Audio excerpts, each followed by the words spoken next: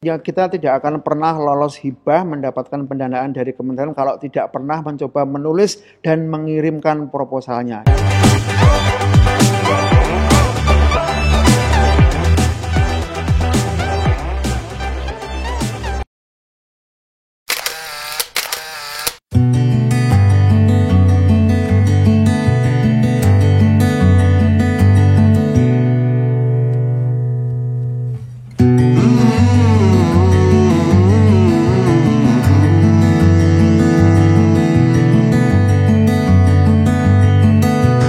Bismillahirrahmanirrahim.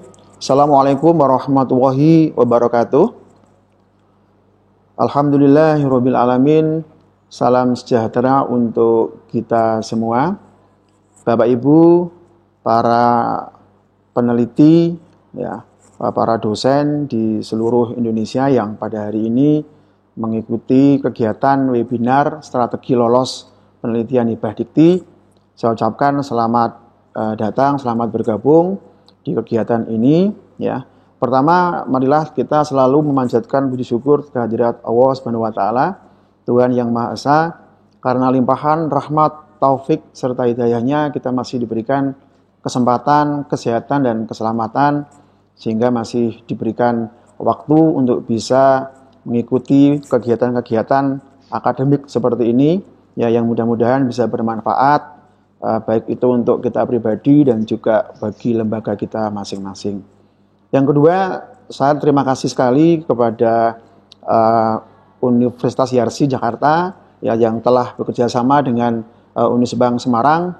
Dalam hal ini kita sharing pembicara, ya, terkait dengan bagaimana sih, ya, trik dan tips kita agar kita bisa untuk lolos penelitian hibah dikti atau sekarang di bawah naungan dari Kemdikbud, gitu ya. Kalau dulu di Kemendestek Dikti.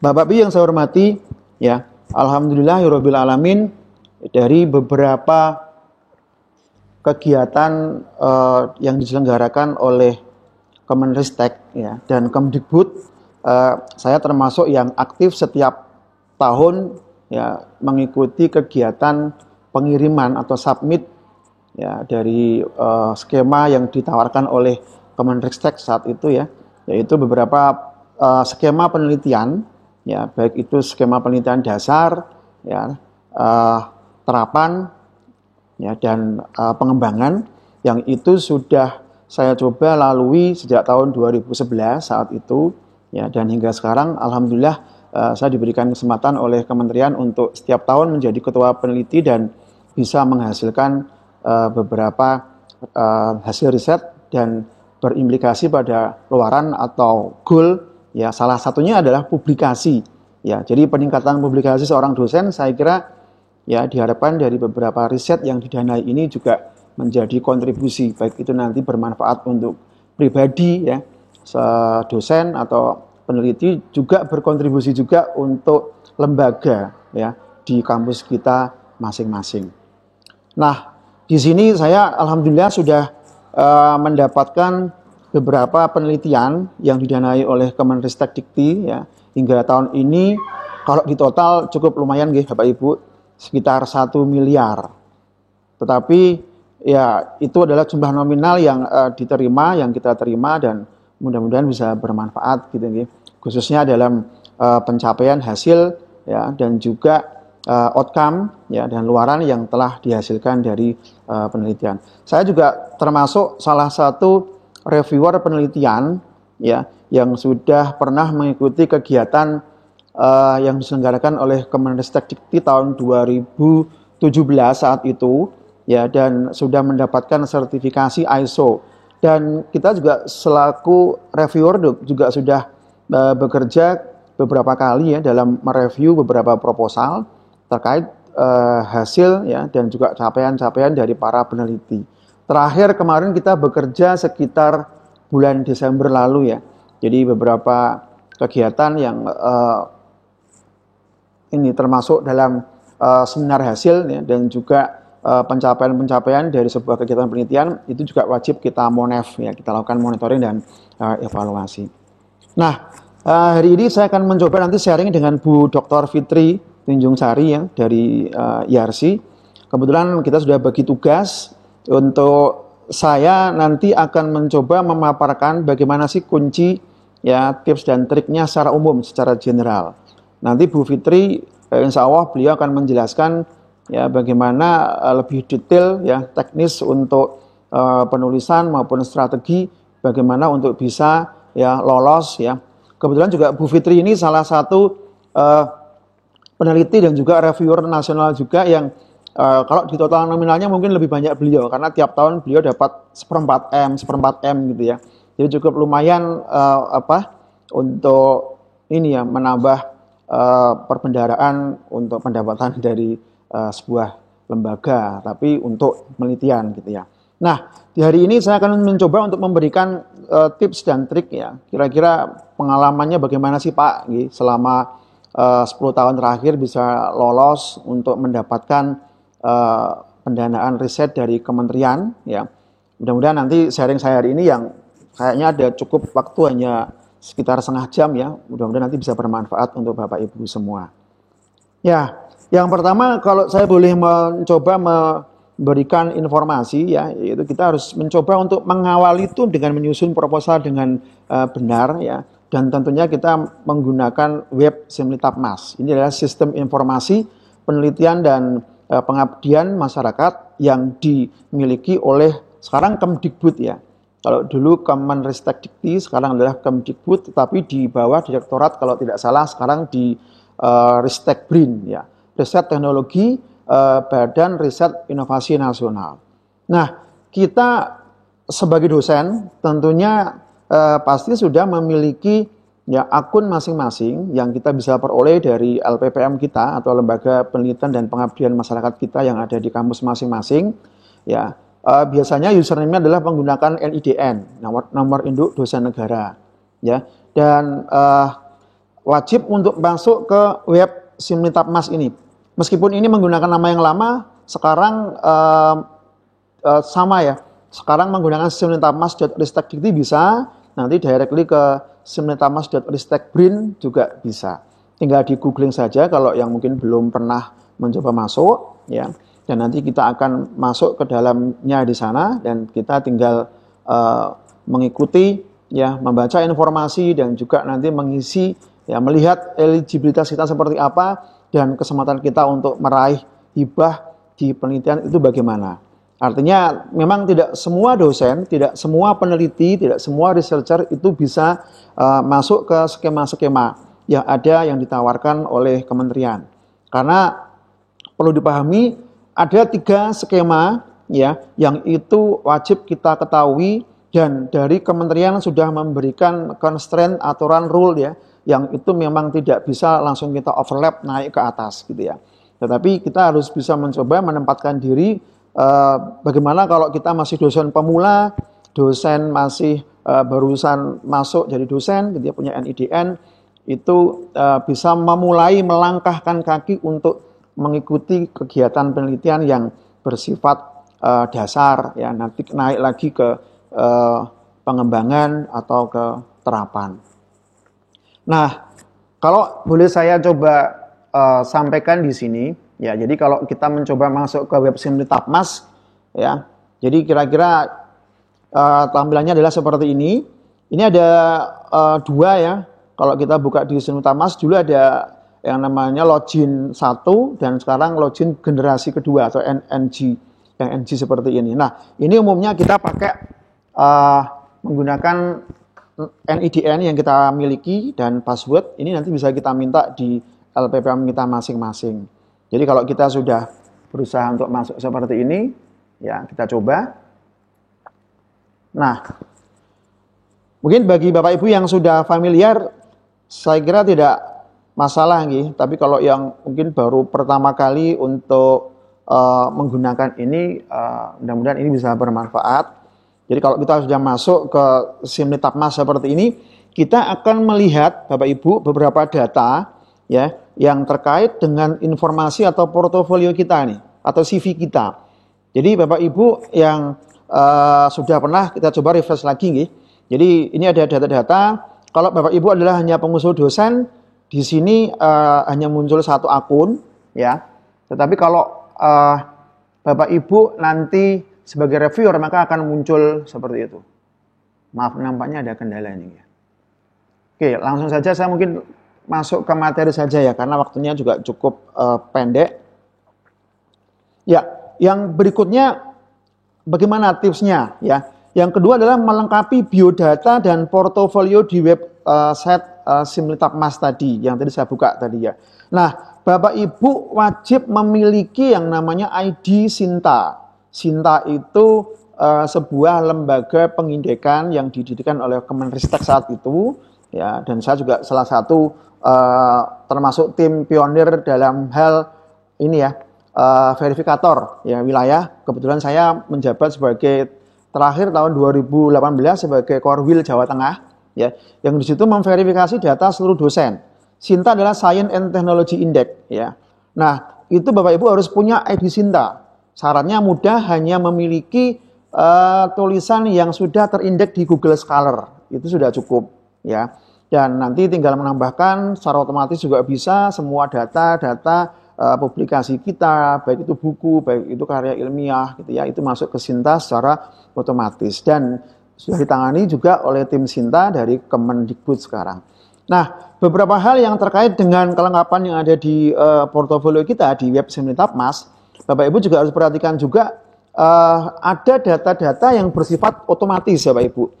Otomatis itu artinya bisa langsung diperoleh oleh ini tim IT-nya Simlitapmas, itu mengambil dari data PDPT atau PDDikti ya, pangkalan data dikti yang dulu namanya ya sama PDPT ya, pangkalan data perguruan tinggi, sekarang berubah jadi Forlab dan jadi PDDikti ya. Di sana ada beberapa data yang bisa diambil nanti oleh Simlitapmas ya.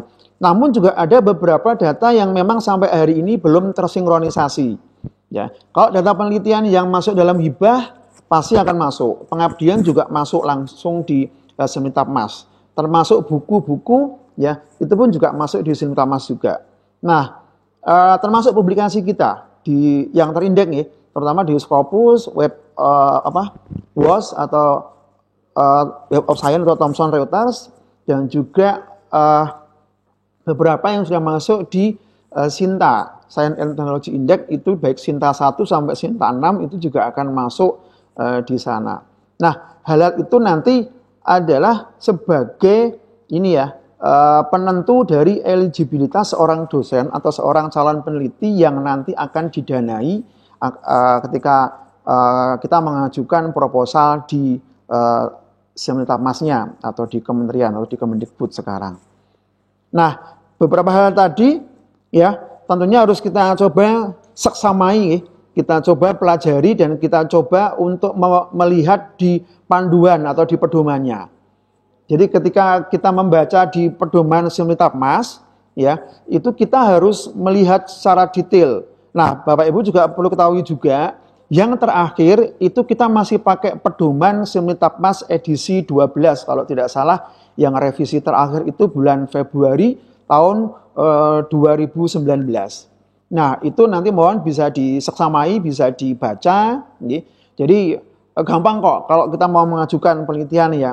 Yang penting baca itu kupas tuntas panduan yang ada di pedoman terakhir, itu pasti Bapak Ibu akan memahami syarat-syaratnya gitu ya, skemanya yang bisa kita ambil itu yang bagaimana, jadwalnya kapan, schedule-nya kapan, dan layakkah kita untuk bisa masuk ke skema yang ditawarkan oleh Kemendikbud seperti itu. Jadi kalau syarat-syarat sudah terpenuhi semua, Bapak Ibu tinggal melangkah. Nah, pasti akan ada banyak pertanyaan. Pak, saya baru masuk jadi dosen, saya belum pernah memiliki penelitian, belum pernah tersimpan dalam database yang ada di Simlitapmas di Kemendikbud ini seperti apa. Ya, pasti juga langkahnya nanti beda ya dengan teman-teman yang memang sudah pernah mengikuti atau mendapatkan hibah seperti saya, seperti Bu Dr. Fitri yang nanti akan menyampaikan di sesi kedua. Jadi intinya kalau tips atau trik bagaimana ketika seorang yang baru pertama kali mau mengajukan di Simlitapmas atau di hibahnya Kemendikbud sekarang, itu tadi kita harus melihat eligibilitas peneliti, ya, karena sekarang sudah ada constraint yang ada di web Simlitapmas, itu kita tidak bisa overlap, untuk mengambil skema-skema yang kita memang tidak boleh atau harus dipersyaratkan. Nah gitu nggih. Jadi kuncinya apa? Kalau saya boleh menyampaikan di awal, kuncinya adalah eligibilitas ya atau syarat utama peneliti untuk bisa mengajukan ya itu pasti berkaitan dengan portofolio kita ya, state of the art dari penelitian kita gitu nggih. Tentunya apa? Ada atau hasil berbentuk yang namanya outcome, goal, dan luaran. Apa itu? Ya pasti kita akan dilihat dari CV atau portofolio kita, terutama dari luaran kita. Jadi dosen itu kalau dinilai oleh Kemendikbud sekarang itu bukan masalah gantengnya, bukan masalah seniornya berapa tahun ngajar gitu ya, atau mungkin cantiknya atau tidak ya. Tapi kita dilihat dari seberapa jauh ya hasil-hasil riset yang telah dihasilkan ya, dan juga pengabdian dan juga hasil riset atau penelitian yang dihak ciptakan, dipatenkan atau dihakaikan itu juga sangat berpengaruh di sana. Termasuk apa Bapak Ibu? Termasuk jabatan fungsional akademik Bapak Ibu. Jadi Bapak Ibu jangan pernah meremehkan AA saja lektor saja Ternyata memang eligibilitas seorang peneliti juga tergantung atau based on dari Java kita. Dan pasti itu akan inline Bapak Ibu. Akan inline ya ketika kita nanti ingin mengajukan penelitian. Jadi kalau Javanya sudah tinggi, sudah lektor kepala gitu nggih, atau sudah memiliki banyak publikasi, itu akan jadi kunci utama kita untuk bisa melanjutkan untuk mendaftar atau mengirimkan skema yang ada di penelitian di tempat di Simultapmasnya. Nah, kemudian kalau masih ada pertanyaan lagi Pak, kami ini bingung ya. Bingung bagaimana caranya untuk membuat proposal. Karena memang betul di pedoman itu tidak ada petunjuk teknis ya mengenai pembuatan proposalnya. Pasti ya contoh-contoh proposal itu tiap orang yang telah mendapatkan hibah itu pasti memiliki model yang berbeda-beda. Tetapi sekarang sudah ada yang namanya template ya yang sudah disajikan di web Simultapmas ya kalau kita mau mengajukan penelitian. Jadi template-nya itu seperti kalau Bapak Ibu mengajukan serdos ya. Saat pertama kali itu kan ada pengisian portofolio dosen itu ya. Itu hampir sama seperti itu. Nanti akan saya coba jabarkan di sana ya. Intinya kalau kita ingin mendapatkan lolos hibah ya, cobalah kita meniru contoh proposal yang sudah lolos. Nanti insya Allah saya akan coba akan saya berikan materi. Kalau memang Bapak Ibu nanti menginginkan, nanti di akhir sesi bisa saya sampaikan link yang memberikan contoh informasi terkait dengan proposal yang sudah pernah lolos ya, yang ada di Simultapmas gitu nggih. Jangan sungkan untuk meminta contoh proposal yang sudah lolos tadi. Anda ingin apa? Tanya teman Anda yang sudah lolos misalkan penelitian dasar ya, PDUPT, PTUPT atau PPUPT atau mungkin yang ingin mengajukan ke hibah pasca sarjana ya, atau hibah disertasi atau hibah pasca doktor. Silakan bertanya ke teman-teman yang memang sudah pernah mendapatkan di sana. Meskipun kita tahu tiap tahun itu pasti akan berbeda-beda. Ya, karena aturan dari pedomannya pun juga berbeda-beda. Sudah sampai edisi ke-12. Gitu. Jadi itu memang nanti kita harus benar-benar update terus setiap saat. Ya, update terus setiap waktu. Sehingga nanti kita bisa mengikuti pola yang ingin diharapkan oleh kementerian itu seperti apa. Nah, coba ini tips yang utama. Kalau Bapak Ibu sudah mendapatkan contoh proposal yang pernah lolos, ikuti pola ATM. Saya selalu mengatakan ke teman-teman junior saya ATM. Amati, tiru, dan modifikasi. Insya Allah dari 3 hal itu kalau kita bisa mengamati punya orang, kita bisa meniru, kemudian memodify atau memodifikasi, itu pasti kita bisa mencoba untuk bagaimana untuk mengambil langkah supaya itu bisa lolos. Nah, untuk melihat ya apakah kita itu nanti dari proposal itu layak atau tidak, tolong jangan sekali-sekali Bapak Ibu copy paste punya orang ya dan punya siapapun yang ada di Google untuk ditiru persis plek gitu jangan. Tetapi Bapak Ibu tetap menggunakan pola paraphrase. Oh, ini sama Pak dengan punya saya. Kenapa saya tidak boleh contoh? Silakan copy paste tapi dengan model paraphrasing. Karena sekarang semua sudah terintegrasi dengan namanya software anti plagiarism Turnitin, ya. Dan itu pasti akan nanti juga digunakan oleh Kemenristek untuk penilaian kita di tahap selanjutnya. Nah, Bapak Ibu, ketika kita menyusun proposal, ya, ini masalah akut teman-teman kita, ya. Sepinter apapun teman-teman kita, seprofesional apapun teman-teman kita dalam melaksanakan tridharma, tetapi kalau tidak pernah mengajukan proposal, tidak pernah menulis, pasti tidak akan pernah mendapatkan. Pernah ada yang tanya, loh Pak Edi kok beruntung ya, tiap tahun dapat hibah terus. Lah saya kan ngirim, saya selalu ngirim, selalu update. Kalau nggak pernah ngirim, mana pernah dapat, kan begitu. Jadi intinya apa? Ya intinya kita bikin proposal. Pak, proposal itu kan nggak gampang. Contoh, cari punya orang lain, pinjem ya. Lintas kampus bisa, pinjem saya berikan nanti.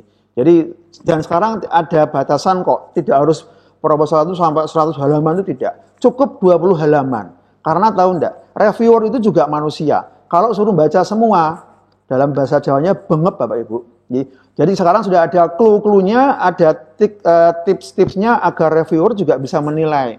Jadi bukan based on pertemanan, bukan ya, tetapi based on data yang ada di proposal yang kita ajukan. Jadi kalau ini boleh saya kasih tipsnya, seorang reviewer itu pasti akan menilai, ya, satu, tidak langsung dari proposal Anda, tetapi apa? Sesuai dengan data yang disajikan oleh Simlitapmas, Bapak Ibu akan dinilai dari portofolionya. Ya, semakin sering kita dapat hibah, semakin sering kita menulis jurnal publikasi, itu pasti akan muncul di portofolio yang ada di web Simlitapmas.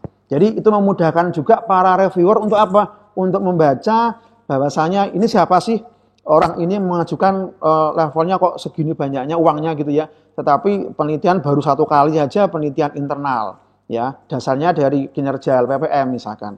Ya pasti nggak akan dinilai. Tetapi kalau Bapak Ibu sudah dalam bahasa Jawanya itu tirik-tirik banyak itu ya, ada HKI, ada paten, ada publikasi, skopusnya ada mungkin ratusan atau puluhan gitu ya, ada kegiatan konferen tingkat internasional, itu pasti di sana ya mereka akan para reviewer itu akan mencoba untuk lebih menilai ke arah situ. Karena Bapak Ibu dipastikan ya portofolio awal dari eligibilitas seorang dosen untuk diloloskan adalah track record kita, previous work kita itu seperti apa. Ya, kalau reviewer menilai hanya proposal itu juga salah, karena kita diajarkan seperti itu. Jadi hampir 60% itu penilaian dari portofolio dulu. Lantas ada yang tanya, "Lah Pak, saya kan baru Pak dosen, saya kan juga belum pernah bikin macam-macam." Gitu ya. Ya. Kalau memang belum pernah, ya pasti nanti kan ada tahapannya.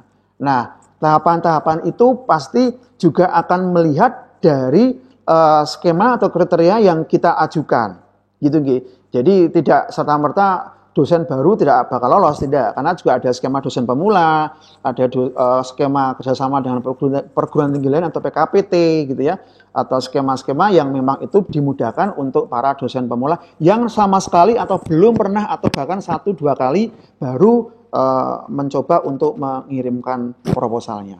Nah, jangan lupa juga ketika kita nulis proposal, tahapannya harus diselesaikan. Jangan menulis atau mengisikan di akhir deadline. Ini penyakit dosen, sama saya juga dosen. Pasti ngisinya itu pasti di hari H-1 malah ya. Semua mengerjakannya bareng, satu kampus, satu Indonesia bareng, dan tiba saatnya nanti servernya down gitu kan.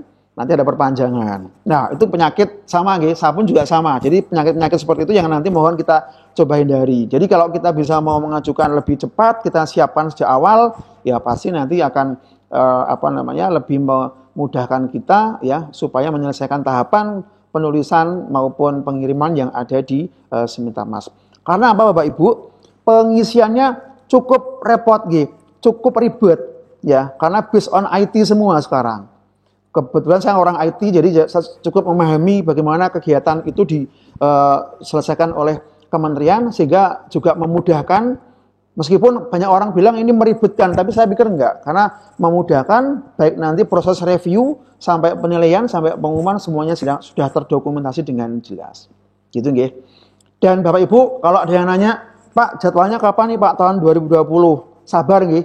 Karena masanya COVID-19 ini di masa pandemi ini memang semuanya terkendala. Ya, saya pun tahun ini ada 2 hibah. Yang pertama 110 juta itu insinas, belum cair juga, bahkan di reschedule. Yang kedua saya dapat juga penelitian dasar itu sekitar 75 juta juga belum didanai, belum cair. Biasanya sebelum lebaran sudah cair, ini pun juga belum. Lantas kapan Pak pengumumannya? Sepertinya pengumuman untuk tahun ini akan diundur. Kita doakan saja moga-moga COVID segera selesai gitu nih, dan pendanaan untuk hibah tahun ini bisa segera diumumkan untuk schedule pendaftarannya. Nah, Bapak Ibu, langkah berikutnya adalah ya kita pasti akan mencoba untuk menunggu dan berdoa gitu. Jadi kalau kita mencoba untuk mengirimkan, pasti langkah berikutnya adalah berdoa agar ikhtiar kita itu bisa diloloskan. Ya, tentunya kita juga harus pintar-pintar nih mengambil skema, mengambil peluang. Ya, jangan sampai kita mengambil yang itu merupakan ini ya kesenangan teman-teman dosen yang pasaran, artinya mungkin mengambil yang skema apa gitu yang kalau dulu hibah bersaing. Jadi saya dapat hibah bersaing itu berkali-kali, dan itu kalau untuk orang-orang yang terapan dulu sangat ini ya sangat recommended untuk diterima. Nah, sekarang sudah berbeda lagi karena skemanya sekarang sudah jadi banyak ya, dan sudah terakumulir jadi beberapa skema yang itu sudah ada grade-nya masing-masing. Nanti ada di slide berikutnya. Kemudian, nah tadi kita kembali lagi ke kunci utama ya. Jadi setelah kita tadi sudah bisa mengakses, membuka di Simultapmas, kemudian kita mengetahui harus konsisten dalam pengisian, dalam penulisannya gitu. Nah, pasti kita nanti juga akan melihat ini gimana sih Pak untuk lolos gitu kan. Lolosnya Anda itu pasti tergantung dari yang namanya reviewer. Satu proposal itu paling sedikit itu dinilai oleh 2 orang reviewer. Reviewernya itu bertaraf nasional minimal. Ya, artinya yang sudah mendapatkan sertifikasi dari Kemenristek ya waktu itu, kalau sekarang Kemendikbud gitu. Nah, tentunya Bapak Ibu, tadi yang 3 ini sudah saya jelaskan, nomor 1, 2, dan 3. Nah, Bapak Ibu harus mencoba ini menjanjikan yang keempat. Yang keempat adalah luaran yang dijanjikan seperti apa. Bapak Ibu, kalau Bapak Ibu pengen lolos, buatlah reviewer itu tertarik untuk meloloskan penelitian yang Bapak Ibu akan ajukan. Ya, saya sering menilai penelitian atau proposal orang lain itu jujur ya, bukannya karena saya senang publikasi tidak, tetapi ketika luaran yang dijanjikan itu tidak sesuai atau bahkan hanya levelnya normal standar yang diminta oleh pedoman, itu pasti akan kita beri nilai lebih rendah dibandingkan yang menjanjikan lebih tinggi. Contoh, penelitian dasar misalkan, syarat utamanya hanya jurnal nasional Sinta misalkan, ya. Nah, Bapak Ibu janjikan saja jurnal internasional bereputasi terindeks Scopus misalkan Q 4 atau Q 3. Bapak Ibu, pesaing kita itu kan banyak, ya. Kalau Bapak Ibu hanya mengikuti, saya takut Pak nanti bikinnya susah. Ya cobalah, karena Bapak Ibu itu saingannya dengan banyak orang nih. Ya, kalau saingan dengan banyak orang, kalau Bapak Ibu hanya menjanjikan yang sesuai dengan di pedoman, pasti nilainya tidak maksimal. Karena setahu saya di draft penilaian itu, kalau kita menjanjikan lebih tinggi, itu pasti akan dinilai maksimalnya 7. 7 kali berapa persentasenya? Lah kalau cuma jurnal Sinta misalkan 5, dikalikan persentase, pasti lebih rendah. Karena nilai akhir itu pasti akumulasi Bapak Ibu. Akumulasi dari jumlah hasil penilaian dari seorang reviewer yang nanti akan dikompare dengan pereview atau penilai berikutnya. Nah, kalau Bapak Ibu sudah memberikan informasi luaran yang dijanjikan itu sangat tinggi, sangat bagus gitu ya. Tapi ingat, meskipun dijanjikan ya harus dipenuhi gitu. Nah, trik berikutnya, utamakan luaran itu yang wajib dahulu Bapak Ibu. Misalkan luarannya adalah jurnal Sinta, ya. Bapak Ibu tulis saja jurnal bereputasi, Scopus, Trindek, ya, dan Q4 atau Q3. Nah, luaran tambahannya cukup misalkan buku ajar, ya, atau prototipe, ya, atau apalah yang ada di persyaratan. Jangan menjanjikan semua dicentang, ya. Luaran wajibnya bereputasi, tambahannya HKI, ada paten, hak cipta, buku. Nah, nanti kita dalam bahasa Jawanya bengep, ya. Saya pernah mereview ketika Monef, ya, satu dosen menjanjikan semua dicentang Bapak Ibu. Ketika dicentang semua, pas Monef ditanyakan, lah ini gimana Pak? Dicentang semua tapi yang dilaporkan cuma ini. Ya dulu kita nggak tahu Pak. Ya itu kuncinya gitu nggih. Jadi harus mencoba untuk mengetahui terlebih dahulu agar kita jangan sampai salah arah. Ya, jadi ketika nanti luaran yang dijanjikan tidak sesuai pun, itu sebenarnya kalau cuma luaran tambahan nggak apa-apa. Tapi kalau luaran wajib itu memang harus dipenuhi Bapak Ibu. Kalau enggak nanti ini kata Prof. Oki karena jasa ya, Direktur DRPM-nya Kemendestek dulu ya, itu saya atau kami akan selalu mengejar sampai kapanpun gitu ya, supaya janji itu dipenuhi. Tapi jangan takut Bapak Ibu, kalau kita sudah dapat dana hibah, luarannya dalam tanda kutip hanya publikasi, maksud ya nggak diselesain sih gitu nggih.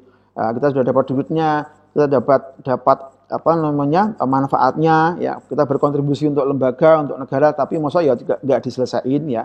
Pasti kita akan mencoba untuk menyelesaikan. Kan ngoten nggih. Nah, berikutnya nanti secara detail ya nanti akan disampaikan oleh Bu Fitri, tetapi saya akan mencoba mengupas sedikit saja ya. Jadi apa sih portofolio yang nanti kita wajib ya isikan atau kita wajib perhatikan di pengisian identitas kita ya. Kalau NIDN itu pasti ya, nama, pangkat ya, email. Nah, CV inilah nanti juga yang akan masuk ya dalam draft yang dicetak untuk dibaca oleh reviewer. Tapi ingat, CV itu bukan CV yang kita isikan secara manual Bapak Ibu, tetapi CV yang ada di SIM Litapmas. Nah, Bapak Ibu, ini contoh berikutnya adalah yang poin 7 ini Bapak Ibu. Isian hak indeks ini pun juga otomatis ya akan diisikan oleh akan diinputkan oleh web ya di SIM Litapmasnya based on data kita yang ada di Sinta Bapak Ibu. Hak indeks itu bukan hak indeks Google Scholar ya, tetapi hak indeks yang ada yang dipakai selama ini yang saya tahu itu masih hak indeks Scopus. Mudah-mudahan nanti sudah ada migrasi ke sistem yang baru karena kita sudah punya lembaga pengindekan Sinta. Mudah-mudahan nanti hak indeksnya adalah hak indeks Sinta, ya Bapak Ibu.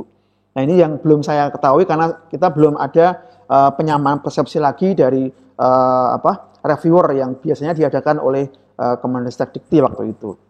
Nah kemudian ini tadi kalau kita coba buka di webnya SIM Litapmas ya, itu ada beberapa hal yang penting di sana.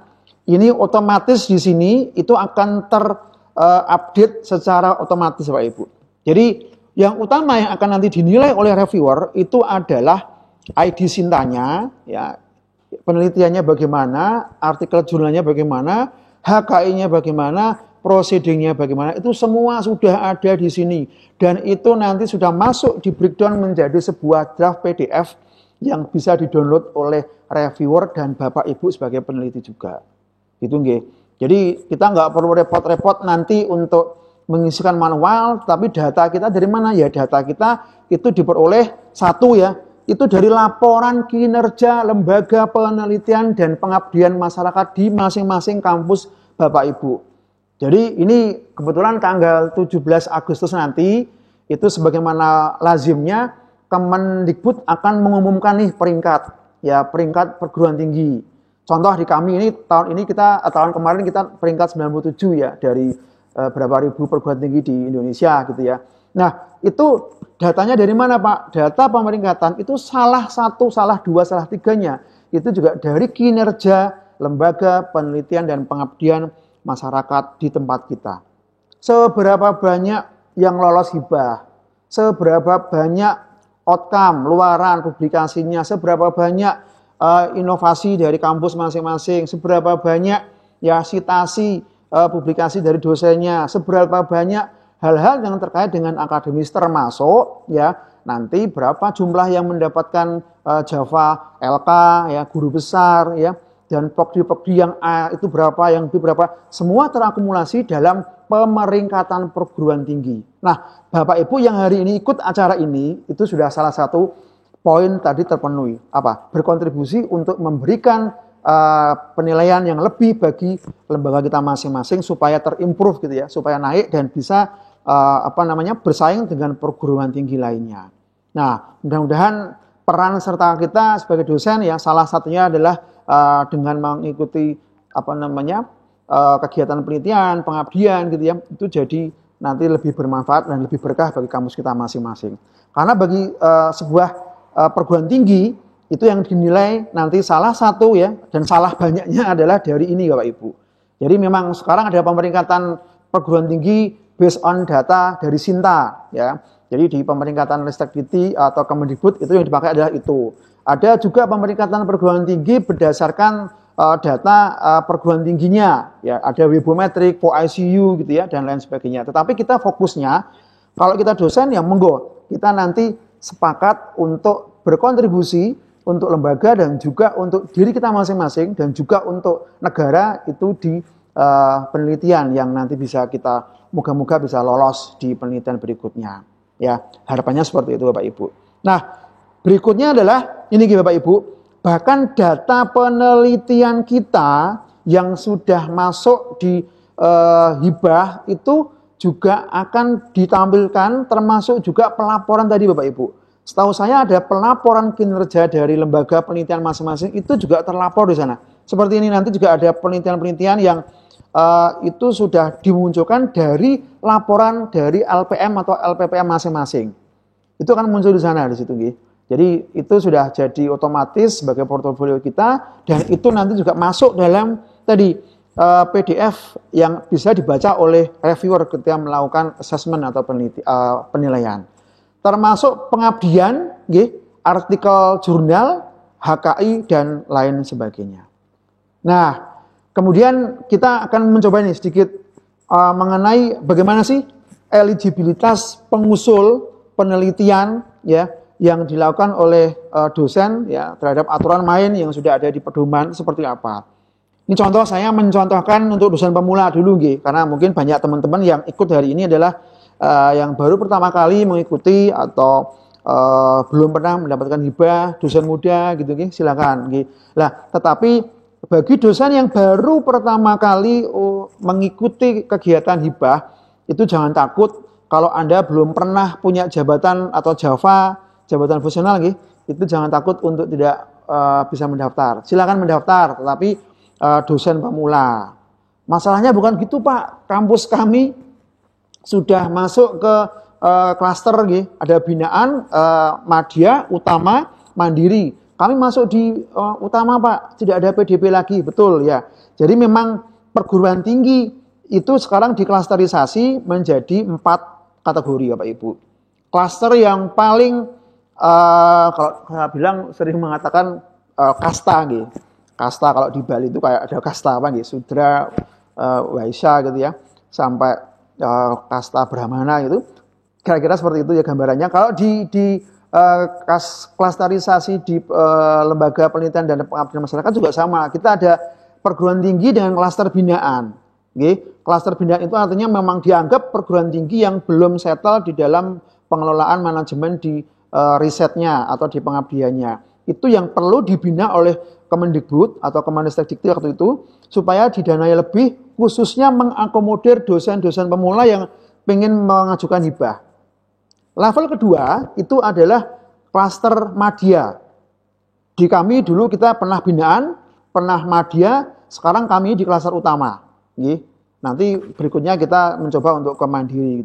Nah, di klaster yang berikutnya, klaster yang madya, utama dan mandiri memang sudah tidak ada dosen pemula Bapak Ibu. Jadi nanti ada di sana itu yang sudah tidak bisa lagi untuk mengajukan. Lah, kalau seperti itu bagaimana? Ya berarti lembaga penelitian dan pengabdian masyarakat masing-masing lah yang nanti harus menyediakan dana ke peneliti-peneliti yang memang masih di taraf pemula. Itu untuk madya nggih. Madya binaan dan madya utama dan mandiri. Tapi kalau khusus yang binaan silakan untuk mengajukan PDP gitu nggih Bapak Ibu. Nah, ini beberapa syarat contoh yang memang coba kita sampaikan di sini supaya nanti juga Bapak Ibu jangan putus asa ketika memang belum pernah mengajukan, ya kita coba karena di pedoman pun juga mengakomodir semuanya. Nah, berikutnya adalah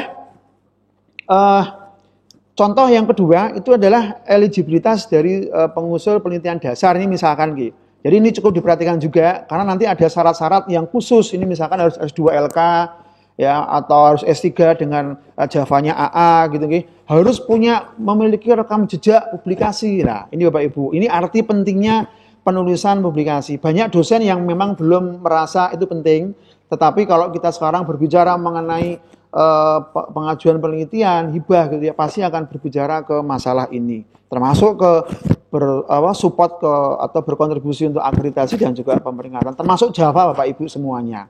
Itu nggih. Jadi kalau kita sudah mencoba bisa memiliki atau lolos syarat-syarat eligibilitas kita sesuai dengan ketentuan yang ada di pedoman, pasti kita tinggal ini nggih mengajukan saja gitu nggih. Dan jangan lupa nanti untuk contoh-contoh kategorisasi kelas syarat-syaratnya Bapak Ibu silakan baca di buku pedoman. Nanti bisa kita share di sini ya. Atau diklik saja di Google itu buku panduan atau pedoman Simlitapmas edisi 12 gitu tahun 2018 kalau yang revisi tahun 2019. Nah, contoh lagi nih Bapak Ibu. Jadi kalau level kita nanti sudah sampai ke beberapa penelitian yang sudah didanai lebih oleh kementerian, itu sekarang kementerian juga tidak main-main Bapak Ibu. Kalau kita sudah memiliki H-index nih, H-index itu H-index Scopus ya sekarang yang dipakai oleh Kemendikbud, H-index Scopusnya lebih dari 3. Kayak Bu Fitri ini H-indexnya 4. Saya kebetulan 5 gitu. Itu sudah bisa mengajukan nanti minimal 4 judul proposal, 2 ketua, 2 anggota. Nah, itu pun juga dipersyaratkan juga ya sebagai syarat eligibilitas kalau kita mau mengajukan. Ini contoh nih, penelitian pasca doktor. Saya pernah dapat ini 2 tahun ya, dan itu syaratnya sekarang seperti ini Bapak Ibu. Jadi memang harus H-index sekian gitu nggih. Terus minimal pernah punya publikasi internasional, bereputasi paling lama 3 tahun saat pengusulan misalkan, dan seterusnya dan seterusnya. Jadi memang Bapak Ibu harus perhatikan betul ya nanti bagaimana syarat-syaratnya supaya kita tidak nanti menyerah gitu ya. Ketika kita mengisi, ketika kita melanjutkan di penulisan pengisian di Simlitapmas, kita langsung down dulu gitu ya. Kita shock, tidak jadi mengirimkan. Atau malah belum kita sudah a priori gitu nggih. Wah, syaratnya nggak mungkin bisa, Pak. Coba dibaca dulu nggih. Dibaca dulu, diseksamai dulu. Semua punya peluang kok. Punya peluang, punya trik, punya tips dan cara-cara supaya kita nanti bisa lolos di sana. Memang tidak bisa mudah untuk pencapaian ke pengajuan skema yang untuk pendanaan yang besar nggih. Untuk PTU-PT atau PPU-PT itu memang cukup besar sampai ratusan juta gitu ya. Tapi nanti memang berjenjang dan harus kita buktikan dahulu dari state of the art kita di bidang penelitian supaya kita juga benar-benar bisa diakui, ya, dipercaya oleh reviewer yang akan menilai kita. Jangan sekali-kali kita berbohong atau mengisi ya data itu tidak benar. Karena ada data-data yang memang kita isikan secara manual. Contoh ini di Sinta kan ada pengisian tentang buku, tentang HKI itu juga ada secara manual. Tapi kalau yang tadi masalah penelitian ya tentang publikasi itu sudah terintegrasi ya dengan Simlitapmas. Termasuk Java itu juga terintegrasi ya dengan PD Dikti kita atau Forlab Dikti yang ada di tempat kita gitu ya. Nah, berikutnya adalah strategi nanti untuk penulisan proposal nanti ini di ranahnya Bu Fitri. Bu Fitri ini juga nanti beliau akan mencoba menjabarkan kaitannya dengan teknik atau tips dan triknya bagaimana sih cara nulis yang betul gitu guys sesuai dengan pedoman. Tapi paling tidak kalau saya ini di awal hanya menyampaikan informasi ya.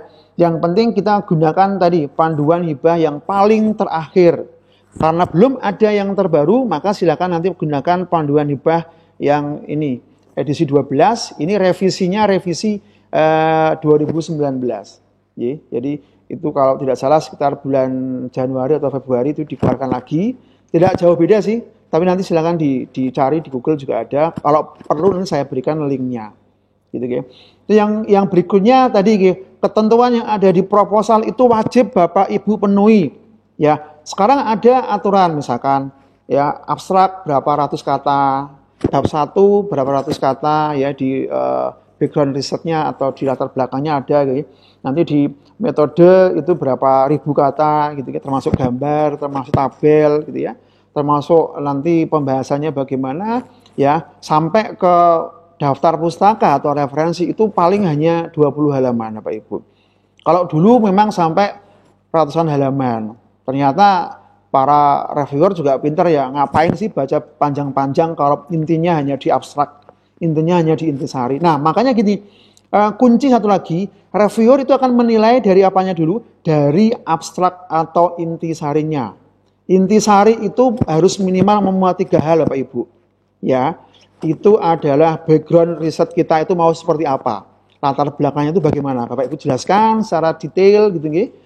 Terus alasan menggunakan metode, konsep, algoritma yang akan diajukan itu apa? Ya, termasuk hipotesisnya bagaimana. Yang ketiga adalah kalau masih di proposal berarti apa? Kira-kira hasilnya nanti bagaimana? Ya, baik itu secara kualitatif maupun kuantitatif, mohon nanti bisa dijelaskan di sana. Nah, kalau sudah ada gambaran-gambaran yang jelas di situ, termasuk juga nanti Bapak Ibu menyampaikan juga luaran-luarannya yang akan dijanjikan seperti apa, silakan ditulis. Yang masuk akal, minimal standarnya adalah yang sesuai dengan pedoman, syukur-syukur lebih tinggi daripada yang dipersyaratkan. Tadi saya sampaikan, kalau cuma mengharapkan jurnal Sinta ya dijanjikan yang lebih, gitu nggih. Ditambah lagi luaran tambahan, misalkan seminar internasional terindeks, Scopus misalkan, itu juga akan menambah penilaian reviewer terhadap ini ya, berat dan tidaknya dari proposal yang Bapak Ibu ajukan di Simlitapmasnya. Insya Allah kalau itu semua dipenuhi dan kita fokus benar-benar yang sesuai dengan keilmuan kita, kita tulis dengan betul, nggak banyak kok, 20 halaman sudah sama daftar pustaka. Saya kira kita bisa ngoreksi skripsi atau tesisnya mahasiswa kita detail, tapi kalau untuk membuat cuma 20 halaman saya kira kan mudah. Caranya bagaimana ya, kita nanti kerjasama dengan teman-teman dosen, saling sharing, kemudian juga bisa juga mengajak mahasiswa. Kalau saya seorang dosen IT ini kadang-kadang ngajak anak-anak untuk bikin programmingnya, itu tidak ada masalah. Nanti juga itu malah dapat penilaian lebih ya, ketika kita bisa menyampaikan itu nanti di kinerja perguruan tinggi kita. Nah, Bapak Ibu yang saya hormati, ini yang saya sampaikan tadi. Jadi ada beberapa skema ya, yang ini Bapak Ibu harus perhatikan betul. Khusus yang poin B ya itu nanti diperhatikan, itu adalah untuk 3 klaster yang sudah bukan binaan lagi. Yang poin B, jadi untuk desentralisasi itu untuk madya, klaster utama, dan klaster mandiri. Jadi kalau perguruan tinggi yang perguruan tinggi PTNBH gitu nggih, terus perguruan tinggi yang sudah cukup banyak menghasilkan inovasi, hibah dan sebagainya, itu pasti dia sudah masuk ke ranah desentralisasi. Karena ini berdasarkan atau based on penelitian dari kinerja dari lembaga penelitian dan pengabdian di tempat kita. Nah, khusus yang perguruan tinggi yang masuk klaster binaan, karena data yang saya lihat, saya peroleh itu hampir lebih dari 75% perguruan tinggi itu sepertinya masih di level binaan, Bapak Ibu. Jadi kan masih banyak perguruan tinggi yang memang masih kecil-kecil sehingga belum menunjukkan performa untuk bisa naik ke madya. Jadi misal mereka masih binaan. Justru ini peluangnya apa? Peluangnya bisa mengajukan banyak, termasuk penelitian dasar, terapan, pengembangan. Nah, ini yang diharapkan nih, PDP, ya, penelitian dosen pemula. Yang masih TP, tenaga pengajar, maaf, atau yang baru AA, asisten ahli, silakan mengajukan PDP. Gitu nggih. Dan itu terbuka untuk semua dosen, baik dosen yang baru maupun dosen yang sudah lama. Tapi sepertinya sampai ke AA nih kalau nggak salah, ke asisten ahli di sana. Dan itu terbuka juga biasanya sekarang itu nanti dikelola oleh masing-masing LL Dikti atau lembaga layanan Dikti. Kalau yang di wilayah kita nanti sudah ada reviewernya. Seperti kemarin saya diperbantukan juga untuk menilai di dosen pemula di wilayah LL Dikti wilayah 6 di Jawa Tengah gitu nggih. Itu nanti akan kita cek semua mulai dari penilaian awal ketika proposal dinilai sampai nanti ke MONEV atau monitoring evaluasi. Itu yang kami lakukan. Nah, untuk yang level-level ini, desentralisasi, kemudian penelitian penugasan, itu nanti pasti hasilnya pun, pendanaannya pun juga akan menghasilkan dana yang lebih tinggi dibandingkan penelitian-penelitian yang levelnya seperti dosen pemula. Dosen pemula itu kalau nggak salah cuma 20 juta sekarang, ya. Kalau penelitian dasar sampai 100 juta, terapan mungkin sampai 150 juta gitu nggih. Monggo itu nanti yang bisa Bapak Ibu coba ajukan di sana. Syukur-syukur bisa dari sekarang mulai mengajukan nggih, mulai menyusun ya, meskipun toh masih lama Pak, masih Covid belum ada pembukaan. Tetapi kadang-kadang kementerian itu mendadak nggih. Tiba-tiba diumumkan seminggu nanti akan di-close. Nah, nanti kita akan, kalau orang Jawa bilang kedandapan gitu, terburu-buru dan kita jadi nggak siap. Monggo nanti di-create saja mulai dari sekarang, bisa improvement dari penelitian lokal kita atau mungkin juga ide-ide dari skripsi anak-anak kita kembangkan gitu gitu. Cuma jangan jangan ngambil risetnya orang lain, ambil plek itu jangan, diambil sama persis juga jangan. Jadi artinya sudah ada beberapa hal ya yang itu pasti bisa membedakan dengan punya orang lain, termasuk kontribusi ya Pak Ibu. Metode katakanlah boleh sama tetapi case-nya beda, itu pun sudah bisa. Nanti reviewer juga akan menilai dari situ juga. Jadi kalau secara filosofi menurut saya yang namanya penelitian itu tidak bisa penelitian yang kalau orang Jawa bilang mak bedunduk tiba-tiba, itu nggak bisa ya. Tapi memang dasarnya adalah previous work based on pekerjaan orang lain sebelumnya, state of the art. Itu yang penting. Jadi kalau kita tidak pernah membaca punya orang lain, tidak pernah membaca paper, tidak pernah membaca jurnal, tidak pernah membaca penelitian orang lain sebelumnya, nonsense. Kita nggak akan pernah bisa membuat proposal dan tidak akan pernah bisa untuk menulis publikasi Bapak Ibu. Karena datanya apa? Datanya adalah data dari beberapa penelitian sebelumnya. Penelitian tanpa didahului dengan penelitian pendahulu itu bukan penelitian, tapi wangsit Bapak Ibu. Ya, wangsit itu artinya kita keluar dari kamar mandi, ya tiba-tiba dapat ide ditulis. Dan itu pun juga nanti pasti tidak akan dinilai lebih oleh reviewer. Kuncinya apa? Reviewer juga akan menilai state of the art previous work atau pekerjaan orang lain sebelumnya. Baik itu di latar belakang secara sekilas, ya ada citasi dari pekerjaan orang lain, termasuk juga di tinjauan pustaka. Bapak Ibu, tinjauan pustaka itu saya sampaikan bukan teori-teori yang Bapak Ibu ambil dari buku-buku, bukan gitu, tetapi ya itu adalah pekerjaan-pekerjaan atau penelitian orang lain sebelumnya. Jika Bapak Ibu bisa meruntut bisa menghubung-hubungkan ya antara penelitian orang-orang sebelumnya, Bapak Ibu masuk di belakangnya, itu berarti penelitiannya sudah ada state of the art yang jelas, sudah ada runtutan yang jelas. Apalagi kalau kita bisa menunjukkan roadmap kita dari mulai awal penelitian sampai sekarang seperti apa, itu yang lebih jempol Pak Ibu.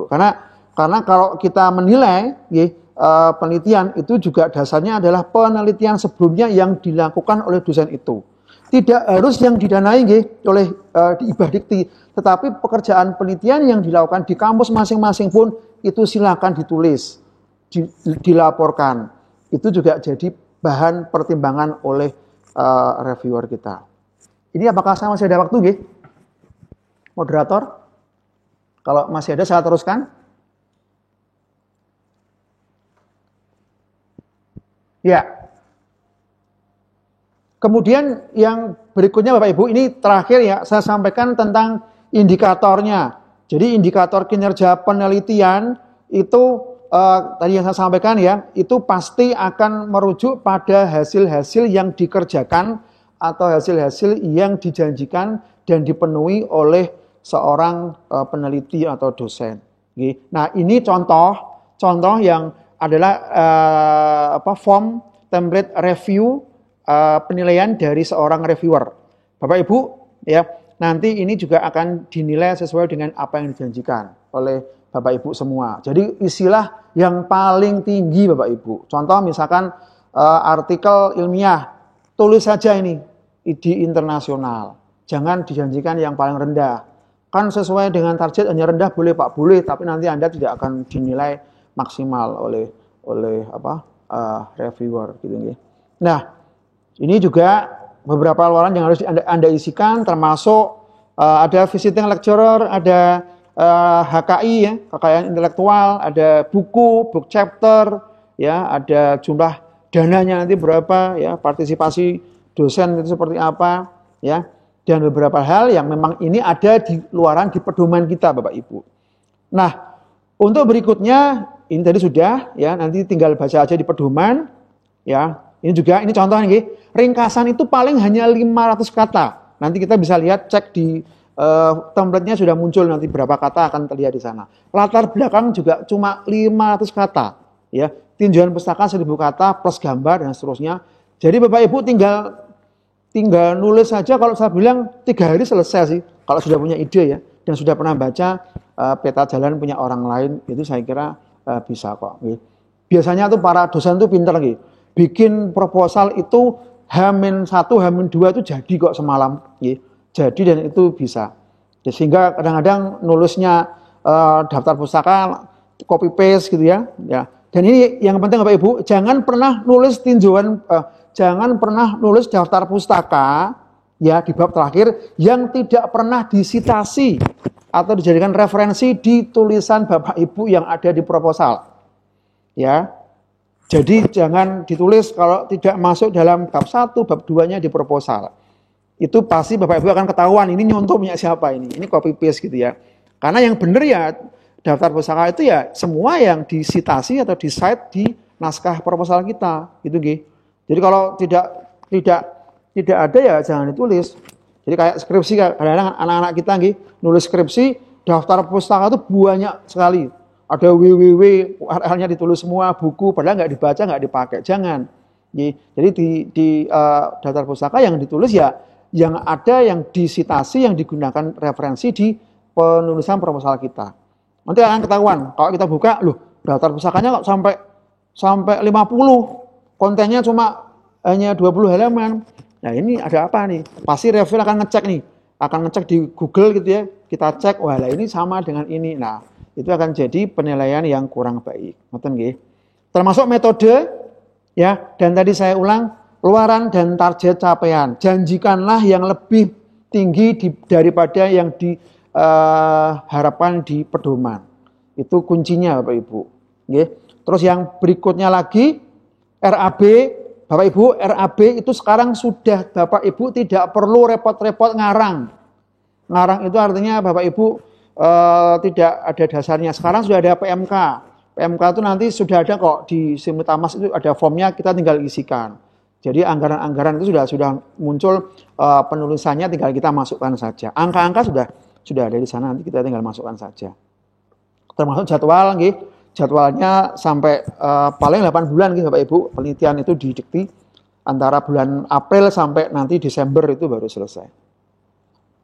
Nah, nanti kalau contoh-contoh proposal yang didanai, silakan nanti bisa hubungi saya di di email saya atau di IG atau di WA saya, nanti ini saya sampaikan gitu nggih. Lah intinya saja saya mau sampaikan di sini ya, kita itu tidak akan pernah lolos hibah jika kita hanya mimpi. Maaf nggih, saya agak kasar. Tapi kalau kita pernah mengirimkan proposal, paling tidak kita tahu kekurangan kita ya, dan kita tidak akan pernah lolos hibah jika kita tidak pernah mengirimkan proposalnya. Ngoten nggih Bapak Ibu, mudah-mudahan ini bermanfaat.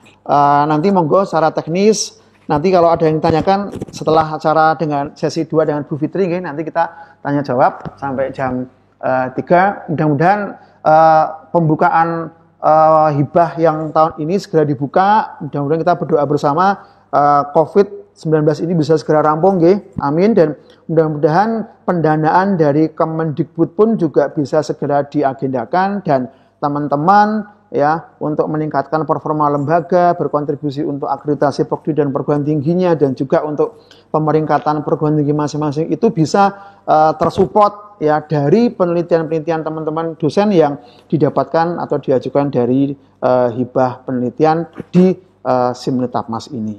Saya kira itu Ibu Moderator yang dapat saya sampaikan. Nanti kita bisa sesi tanya jawab di sesi berikutnya. Sekian, terima kasih. Saya kembalikan ke moderator. Oke, saya mungkin bisa menambahkan. Terdengar ya suara saya ya. Dulu kebetulan untuk hibah disertasi saya bukan dari Kemenristek tapi dari LPDP Pak. Jadi LPDP Depkou. Saya alhamdulillah waktu itu memilih pengajuan untuk hibah disertasi lewat itu LPDP Depkou, dan itu saat pertama kali LPDP itu dibuka dan saya lolos alhamdulillah. Tentunya itu berbeda dengan yang skema yang disertasi doktor yang sekarang ya. Bahkan pengajuannya pun kita pelajari di pedoman itu memang terjadi pergeseran pengusul ya. Jadi itu seperti beberapa penelitian yang lainnya yang sama kayaknya di program pasca ya juga sama. Nah, intinya begini, kalau boleh saya informasikan sedikit, mungkin kalau saya mengacu pada pedoman yang sekarang mungkin beda dengan saya karena saya dapat hibah disertasi itu LPDP tahun 2013 ketika saya sudah ujian komprehensif. Saya kan periodenya 2011-2015 saya lulus ya. Jadi saat itu memang LPDP itu bersaing secara nasional, tapi intinya apa? Intinya memang kekuatan utama itu ada di promotor kalau saya bilang. Kalau sekarang ya, itu ada di kekuatan di promotornya. Karena ada pensyaratan tentang H-index juga, terus mungkin juga portofolio dari si promotor dosennya juga, ya, termasuk kalau tidak boleh ditinggalkan itu adalah ini luaran ya yang kita janjikan, termasuk proposalnya juga. Artinya setiap kampus kan pasti beda. Jadi kampus A, kampus B tergantung dari masing-masing kampus kan juga beda, dari sisi pembimbingannya pun juga beda. Nah, setahu saya untuk reviewer untuk disertasi itu adalah levelnya sudah para profesor, dan itu kan persepsinya masing-masing. Ya, kayak kemarin saya terakhir di pasca doktor 2 tahun itu saya di UGM untuk pembimbingnya itu yang nguji itu dari ITS. Jadi memang silang gitu ya. Jadi yang saya profnya dari UGM tetapi yang nguji dari prof dari ITS. Dan alhamdulillah kalau dari UGM kebanyakan kemarin memang banyak yang lolos gitu. Tapi juga semuanya juga based on kuota juga. Tapi kuncinya begini, kuncinya adalah di kekuatan proposal kita. Jadi kekuatan proposal kita memenuhi syarat tidak, eligibilitas juga pengaruh, kekuatan pembimbing, juga kekuatan dari luaran yang dijanjikan. Itu triknya menurut saya, karena di pelatihan reviewer juga sama. Jadi kalau kita menemukan beberapa proposal yang mengajukan dalam skema yang sama, tentunya penilaian itu ada di jumlah hasil akhir. Kekuatan latar belakang seperti apa, ya, kemudian abstraknya bagaimana, kemudian portofolio dari pembimbing maupun yang mengajukan itu seperti apa, termasuk luaran. Yang saya bilang paling tinggi adalah luaran. Hampir 35% itu luaran adalah yang dinilai. Jadi kalau nanti dijanjikan di disertasi, tentunya kita harus, kalau sekarang S3 harus lulus menggunakan jurnal, jurnal terindeks paling tidak, itu dijanjikan saja yang tertinggi. Kalau itu tertinggi pasti akan dinilai, dianggap ini cukup signifikan untuk bisa didanai. Tetapi tetap kembali lagi ke kampusnya, juga kuota juga. Dan mudah-mudahan kalau ini diajukan sekarang, semoga COVID itu juga bukan jadi kendala utama, karena anggaran itu juga sangat pengaruh untuk saat ini gitu. Gitu Pak Muhammad Komarudin. Iya, untuk sinkronisasi, ya terima kasih. Untuk sinkronisasi sekarang namanya PD Dikti ya, dan Sinta, itu secara otomatis ya kalau data kita di PD Dikti sudah betul, kalau betul mohon disampaikan nanti di tim PDPT-nya perguruan tinggi masing-masing untuk direvisi gitu ya, untuk diupdate mengenai mungkin Javanya atau studi lanjutnya sudah rampung atau belum, S3-nya misalkan seperti itu. Nah, untuk sinkronisasi itu nanti kita bukanya kalau yang pertama ya, maaf saya salah tangkap tadi. Jadi kalau sinkronisasi Sinta itu datanya memang sudah ada langsung gini urutannya ya. Bentar, saya malah bingung nih. Jadi gini, PDPT, Sinta, dan Simnitapmas. Jadi yang pertama itu sebagai acuan utama adalah data di PD Dikti atau PDPT. Nah, data dari Sinta itu akan terhubung nanti dengan Simlitapmas ya, sekaligus dengan PDPT-nya. Jadi gini, kalau di pangkalan utama yang digunakan untuk portofolio dosen di penelitian itu adalah Simlitapmas ya, Sistem Informasi Penelitian dan Pengabdian Masyarakat. Nah, pengambilan datanya itu dari Sinta, salah satunya dari PD Dikti dan lain-lain data yang ada di Kementerian Kemdikbud yang sekarang. Nah, untuk sinkronisasi antara PDPT atau PD Dikti dengan Simlitapmas itu dilakukan dengan membuka terlebih dahulu Simlitapmas ya, yang sesuai dengan akun kita, yaitu akun menggunakan NIDN dan password kita. Nanti minta di LPPM kalau belum dapat ya. Itu nanti masuk aja di profil. Di profil nanti ada menu update atau sinkronisasi data dari PD Dikti. Itu ketika kita klik di sana, itu pasti akan otomatis semua data yang ada di PD Dikti itu masuk ke Sinta semua. Ya, secara umum masuk ke Simlitapmas semua. Termasuk data di Sinta, Bapak Ibu.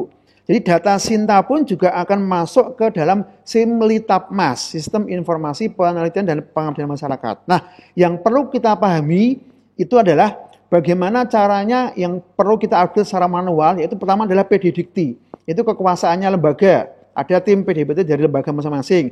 Yang kedua adalah Sinta. Sinta itu harus ada verifikator di masing-masing perguruan tinggi. Kalau Bapak Ibu tidak punya verifikator, nanti nanya ke LA Diktinya masing-masing.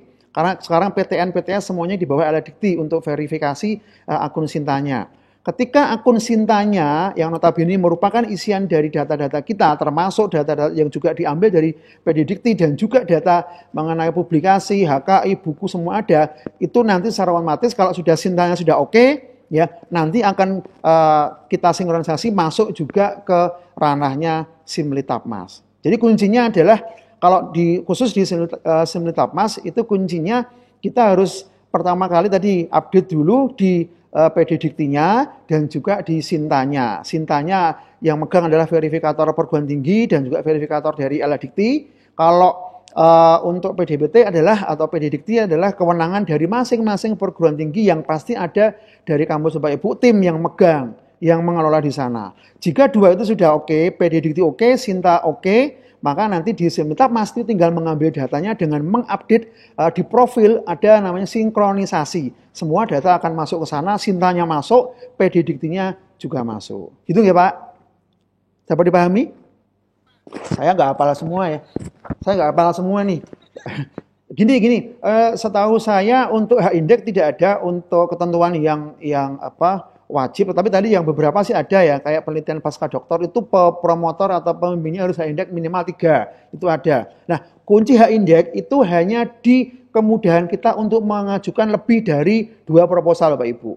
Memang saya kurang tahu detail pastinya, tetapi kalau syarat H-Index saya kira yang ada hanya beberapa untuk skema-skema yang berkaitan dengan pasca doktor, itu untuk promotornya. Kalau penelitian dasar setahu saya hanya mensyaratkan itu hanya sudah pernah menjadi sepertinya ya, kalau nggak salah dicek lagi di pedomannya, pernah mengirimkan atau memiliki jurnal publikasi terindeks sebagai penulis pertama.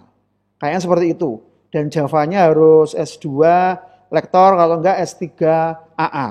Saya mau diingatkan kalau salah. Tapi setahu saya tadi H-Index hanya memfungsikan kalau kita di atas H-Index 3 untuk yang eksak, ya kalau yang non eksak adalah H-Index 2 itu bisa mengajukan 4 proposal sekaligus. Ini rencana saya tahun ini juga mau mengajukan 4, tetapi tidak dibuka-buka ini. Sudah kadung siap proposalnya Bapak Ibu, tapi nggak jadi ngirim karena masih ada COVID. Gitu nggih, Bu Fitri. Nanti bisa kita baca. Sudah, karena saya punya tim. punya tim mahasiswa yang kita optimalkan. Ya, gitu. Ya, saya tadi sepakat yang pertama untuk honor itu boleh ya, sama dengan Bu Fitri pendapatnya, asal bukan honor penelitinya itu diperbolehkan. Honor pembantu peneliti boleh. Jadi misalkan kita penelitian di lapangan, honor pembantu yang mencarikan cacing misalkan atau mungkin menangkap ikan itu boleh diberikan honornya. Tapi kalau untuk honor penelitinya tidak boleh. Untuk yang kedua adalah mengenai tadi pengganti luaran yang dijanjikan. Bapak Ibu kita harus pahami betul. Grade. Yang namanya jurnal itu lebih tinggi daripada proceeding.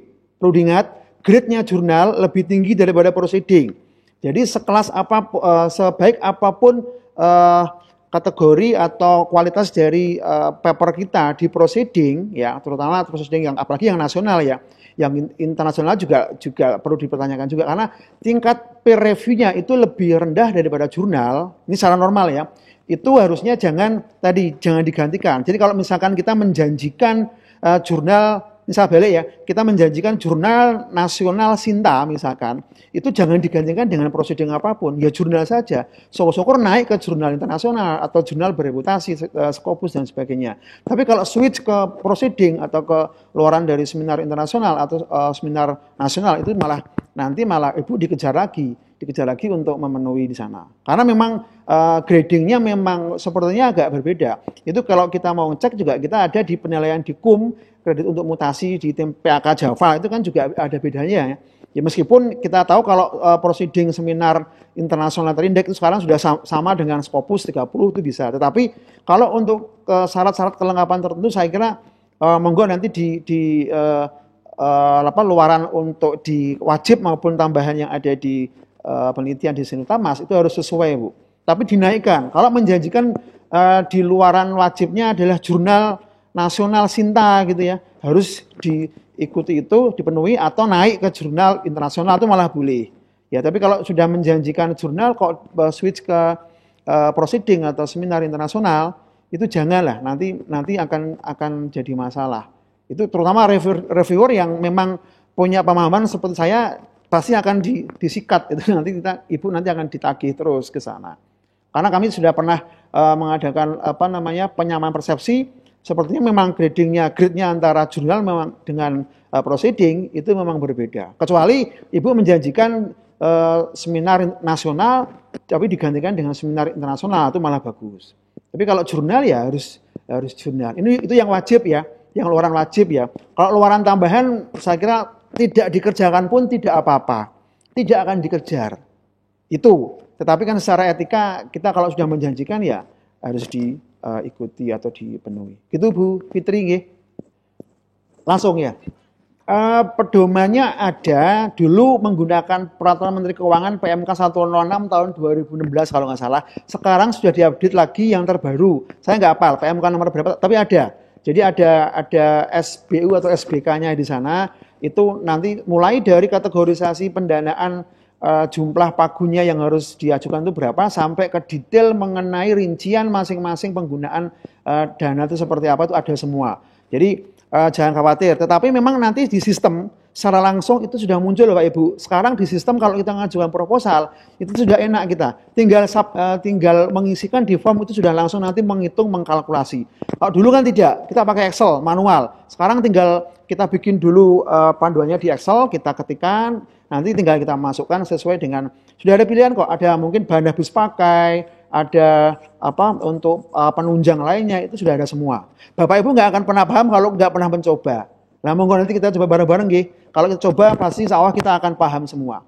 Kalau cuma ditanyakan nanti nggak dicoba ya sampai kapan kita nggak akan pernah tahu. Cuma memang sekarang belum dibuka, mau dipahami. Saya bukan mewakili dari kementerian, tapi paling tidak karena ini belum dibuka ya memang kita belum bisa. Tapi minimal sudah bisa dibuka-buka dulu pedomannya lah. Untuk bisa kita nanti nanya-nanya, bisa minta ke Bu Fitri ya Bu. Untuk proposalnya bisa minta ke saya silakan. Nanti kita share aja lah. Karena kalau berbagi kita nggak ada ruginya kok. Oke? Untuk keberkahan bersama-sama saya kira nggak ada masalah. Gitu Bu Fitri. Monggo apa masih lanjut jam 3? Ya. Kalau untuk penelitian itu berarti sosial humaniora ya. Kajiannya memang saya kurang paham detail karena saya orang eksak nih, orang engineering.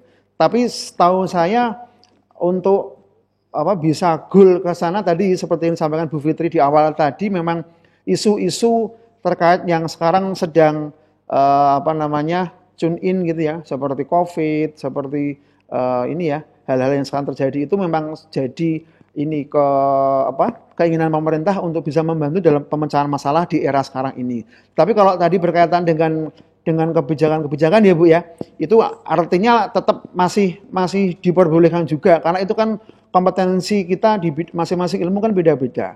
Kalau orang sosial humaniora lagi seperti orang di Fakultas Hukum itu kan juga bisa ke arah sana. Saya kira itu masih oke dan masih bisa di ACC atau didanai asal tadi memenuhi persyaratannya ada, background risetnya seperti apa, metodenya bagaimana gitu gitu. Tadi yang Bu Fitri jelaskan termasuk tadi luaran yang dijanjikan. Kalau ada produknya, ada produk kebijakannya tetapi tidak dituangkan dalam bentuk misalkan HKI atau luaran publikasi ya pasti tidak akan bisa didanai. Gitu Bu. Oh, kalau skim ya. Ya, kalau skim itu bisa masuk ke penelitian dasar, Pak. Kalau bisa dasar juga bisa terapan. Jadi ada dua. Monggo kalau bab G, artinya kan itu kan kalau kebijakan kan ke ranah terapan. Saya jujur tidak tahu persis detailnya kalau terapan di sosial humaniora seperti apa. Kalau yang di bidang saya cukup ngerti gitu gitu. Tapi kalau sepertinya Bapak cukup mengajukan dulu di penelitian dasar, Pak. Karena kan juga mengandung konsep, mengandung istilahnya kajian-kajian yang itu bisa dituangkan dalam bentuk luaran dulu ya Pak, dalam bentuk outcome publikasi itu di penelitian dasar. Bapak menyesal ini skemanya apa? Klasternya apa? Sudah madya utama atau masih binaan? Masih binaan dasar nggak masalah Pak, dasar. Kalau PDP terlalu ini dasar saja. Kalau terapan itu nanti sudah melampaui grade dasar dulu Pak, dasar baru nanti ke terapan. Itu Pak Romi, J Pak. Ya Pak, sama-sama. Ya, intinya tadi saya mengulang sedikit ya, kita tidak akan pernah lolos hibah mendapatkan pendanaan dari kementerian kalau tidak pernah mencoba menulis dan mengirimkan proposalnya. Itu aja Bu Fitri. Terima kasih. Assalamualaikum warahmatullahi wabarakatuh.